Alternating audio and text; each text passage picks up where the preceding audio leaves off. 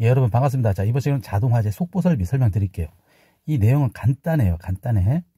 자동화재 속보 설비는 자동화재 탐지 설비 수신기에서 어떤 화재 신호를 받을 거 아니에요. 이 신호 감지기가 작동했을 때 뭐 그런 얘기죠. 그렇게 되면 이 속보 설비랑 연동이 되는 거예요. 얘가 이 신호를 주는 거예요. 그렇게 누구한테 알려주냐? 바로 이 관계인한테 바로 알려주거나 아니면 소방관사한테 알려주는 거예요. 두 번. 그렇게 해서 관계인에게는 화재 발생 경보를 해주고 소방관사에는 이 음성으로 통보를 해줘요. 어떻게? 화재 발생과 이 대상물의 위치를 설명해줘요. 자, 그러면 어떤 대상이 있냐? 노유자 시설. 근데 노유자 시설인데 500. 여기도 500이 나와요. 수련 시설인데 숙박이 있는 곳 500.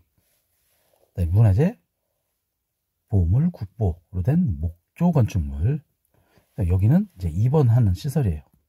자, 보면 근린생활 의치, 한, 입. 입원이 있는 시설, 조산, 그다음에 산후조리원 이런 데 있다. 의료원, 여기도 종병, 치한, 요, 정해 500. 자, 입원실이 있는 곳이에요. 그리고 판매시설 중 전통시장 이런 데 속보설비를 설치한다는 거예요. 자, 그러면 자동화 속보의 작동 구성돼요. 아까 정의에서 설명드렸듯이 어떤 화재를 감지해서 이 신호를 보내면 이 수신기에서 속보로 이제 연동이 되는 거예요. 그렇게 돼서 관계인과 소방서에 여기도 이제 관계인과 소방설비에 이런 내용을 보낸다는 거죠. 자, 중요한 건 이 기능 숫자로만 외우시면 되는 거예요. 이 탐지설비로부터 신호를 수신했을 때 몇 초 안에 20초 이내에 소방관사에 자동으로 신호를 보내야 된다는 거죠. 3회 이상. 그래서 숫자만 외우자. 자, 그 다음에 설치 기준. 당연히 자동화재 탐지설비의 연동에 대해서 작동해서 자동으로 화재 발생상을 소방관서에 전달하는 것. 그 다음에 조작 스위치 항상 똥파리로. 속보설비는 통신망으로 해라. 그리고 코드, 데이터, 그 다음에 코드 전송 방식을 부가적으로 설치할 수 있다. 근데 문화재 사용하는 이 자동화재 속보설비는 이래서 불구하고, 즉 자탐과 연동하라 했는데 그러지 않아도 된다는 거예요. 감지기로 직접 연결해서 해도 된다. 어떨 때? 한계 구역일 때만. 내용은 어려운 내용이 없습니다. 중요한 거는 이런 거 숫자 가져가자. 자, 속보설비 성능 인증 및 제품검사 기술 기준에 따른 내용이에요. 작동 신호를 수신하거나 수동으로 동작할 경우 몇 초이나 했죠? 20초라 했죠. 그래서 자동 신호를 몇 회? 3회 이상 속보를 해야 된다. 간부죠. 얘는 뭔가? 자, 자탐과 수신 화재로 연동한다 그랬죠. 자탐과 연동. 그래서 관계인에서 화재를 경보하고 동시에 소방관, 관계인 소방관 나왔잖아요. 이러면 바로 무조건 속보 설비를 하는 거예요. 그래서 화재 발생과 당해 대상물의 위치를 음성으로 보낸다 그랬죠. 당연히 이런 건 맞춰줘야죠. 자, 이번 시간은 누전 경보에 갈게요. 자, 누전되면 경보를 알려주는 설비예요. 자, 그럼 누전이 뭐냐? 자, 우리가 어떤 회로가 있잖아요. 회로가 있는데 회로 외에 곳으로 이제 전류가 흐르는 거죠. 전류가 흘러요. 원래 이쪽으로 가는데 이렇게 새는 거죠. 자, 이렇게 되면 어떻게 되냐? 전력 손실이 나겠죠. 그 다음에 전자기기가 고장날 수 있다. 자, 그 다음에 감전도 될 수 있다. 더 큰 위험이 이제 화재가 나면 위험하죠. 그래서 이런 누전 경보기를 쓴다는 거예요. 자, 그러면 개요갈게요. 누전 경보기는 600V 이하의 경계 전류의 누설 전류를 검출한다는 거죠. 그래서 특정 소방대상물이 관계인에게 경보를 해주는 설비다. 그럼 어떤 게 쓰이냐? 이런 변류기라는 거 써요. 누설 전류를 검출하는 걸 변류기라 한다. 그래서 이 변류기로부터 검출된 신호를 수신하겠죠. 그래서 누전 발생을 당해 소방대상물의 관계인에게 경보를 알려주는 수신기로 구성되어 있다. 그래서 변류기랑 수신기가 있다. 자, 그러면 설치 대상이 있고 면제 대상이 있는데, 자, 백저특, 누화지 이렇게 외우면 된다는 거예요. 자, 누전 경보기는 계약 전류 용량 100A를 초과하는 특정 소방 대상물에 설치하라는 거예요. 그럼 면제는 어떨 때 면제될 수 있냐?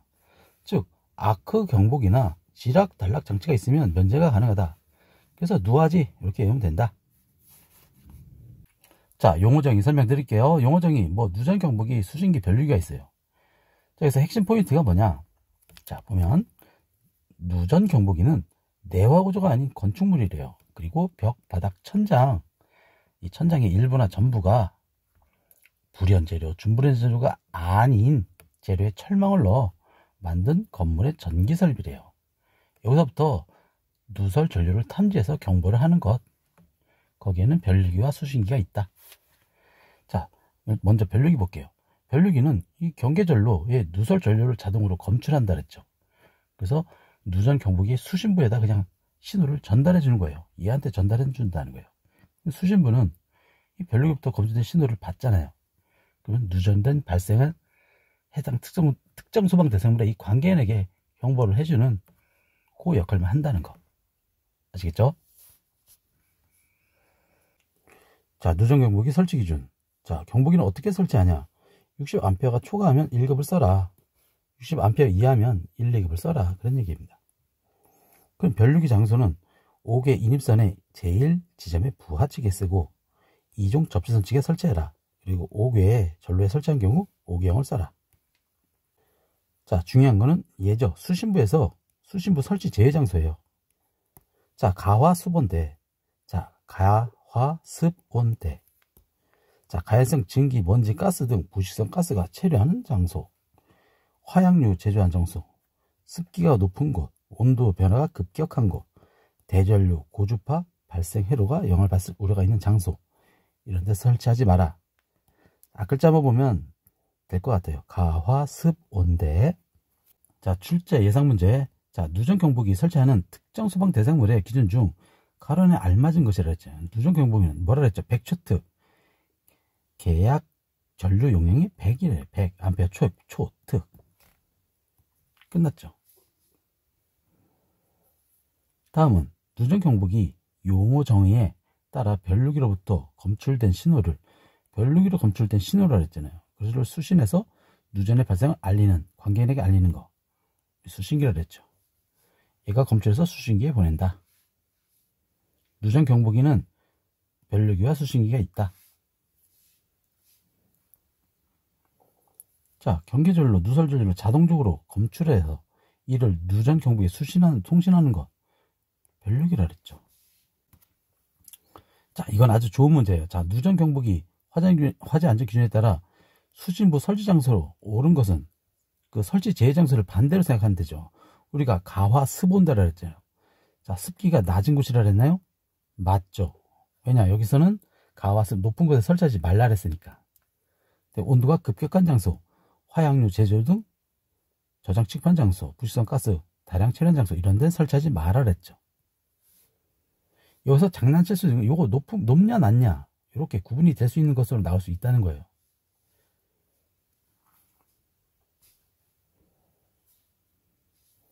자, 가스 누설 경보기. 이것도 가스가 누설되면 경보를 울려라. 그런 뜻이에요. 그래서 가스 누설 경보기는 두 가지가 있어요.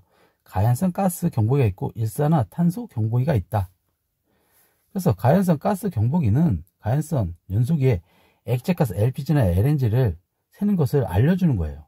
그래서 일산화탄소 경보기는 일산화탄소가 새는 것을 감지해서 이 관계인이나 이용자에게 알려주는 것. 그거라 이거죠. 그럼 설치 대상은 어디냐? 파는 노숙 창물이다. 파는 노숙 창물. 그 다음에 문종 운동의 수장. 문종 운동의 수장. 여기에다만 설치해라. 자, 이건 어려운 내용이 없으니까 읽고 넘어가겠습니다. 자, 이런 요소로 되어 있다. 탐지부 뭘 탐지하겠죠? 즉 가연성 경보기 가스 누설을 탐지하고 그래서 중계기나 수신기에다 이게 신호를 준다는 거예요. 그래서 발신한다. 얘네한테 발신한다. 그리고 가스 누설 탐지해서 수신부 등 가스 신호를 발신하는 부분이다. 수신부 그럼 받겠죠. 경보기 중 탐지부로부터 발하여진 이런 신호를 직접 또는 중계기를 통해서 받는 거예요. 그래서 결국 관계인한테 또 알려주는 거죠. 또 분리형, 단독형이 있다. 탐지부와 수신부, 이 탐지부와 수신부가 분리되어 있으면 분리형, 단독형, 일체 합쳐져 있다면 우리는 이걸 단독형이라 한다. 자, 여기 가연성 가스 경보기, 일산화탄소 경보기 두 개가 있어요. 즉 가연성 가스는 우리 LPG, LNG 이런 가연성 가스가 새는 것을 탐지해서 관계인이나 이용자에 알려주는 거. 일산화탄소는 일산화탄소가 새는 것을 탐지, 관계인이나 이용자에게 경보하는 것. 어려운 내용 아닙니다. 가스 연소기, 이 가스레인지나 가스 보일러, 이 불꽃을 발생하는 장치다. 자, 여기 보면 설치 기준이에요. 여기 가연성 가스 경보기가 있고, 그 다음에 일산화탄소 경보기가 있어요. 그리고 아까 우리가 분리형이 있고 단독형이 있다 그랬죠. 수신부가 분리되어 있으면 분리형, 이게 합쳐져 있으면 우리가 단독형 경보기예요. 즉 결론적으로 말씀드리면 내용이 똑같다는 얘기예요. 그래서 한 개만 알면 된다. 그래서 일단 단독형 감정기로 갈게요. 자, 여기서 중요한 거는 이런 숫자를 아냐, 그걸로 가져가면 되는 거예요. 자, 단독형 경보기 갈게요. 가스 연소기 주위 경보 상태 확인, 유지관리 위해서 당연히 용이한 장소에 위치해 설치해야 되겠죠. 그리고 가스 누설 음량과 음색이 다른 기기와 명확히 구별돼야 되겠죠. 이건 예전에 수신기랑 다 똑같은 얘기 쓰는 거예요. 자, 가스 누설 음향 장치는 수신부로부터 1m 떨어진 곳에서 70dB 이상 하라 그랬죠. 그 외에 우린 8 하나 구해요 해가지고 1m 떨어진 곳에서 90dB 이라 그랬잖아요. 이 외에 모든 것들은 다 90dB이에요. 예를 들어서 자동화재 탐지설비 음향 장치는 다 90. 그 외에 모든 경보설비 90이라는 거. 이 친구들은 70dB 패거리들이에요, 다. 자, 그 다음에 단독 경보형 감지기는 가스 연소기 중심으로부터 직선거리 8m 이내에 한 개 이상 설치해라. 근데 공기보다 무거운 놈들은 4m로 하래요. 자, 그 다음에 단독 경보기는 천장으로부터 경보역 하단으로부터 3m 이하, 0.3m. 그럼 공기보다 무거우면 당연히 아래에서 검지를 해야 되겠죠. 그래서 바닥면으로부터 3m, 0.3 이하 되도록 해라. 천장과 바닥이 있으면 여기 0.3m, 여기도 0.3m, 여기에다 설치해라. 요 이내에. 그런 얘기입니다. 자, 경보기 설치된 장소에 관계자 등이 신속히 연락할 수 있도록 비상 연락 번호를 기재해라. 자, 여기랑 이 내용이랑 똑같은 얘기예요. 자, 일산화탄소 경보기도 똑같은 얘기예요. 얘랑 거의 같다고 보시면 돼요. 그리고 그 안에 내용도 똑같다.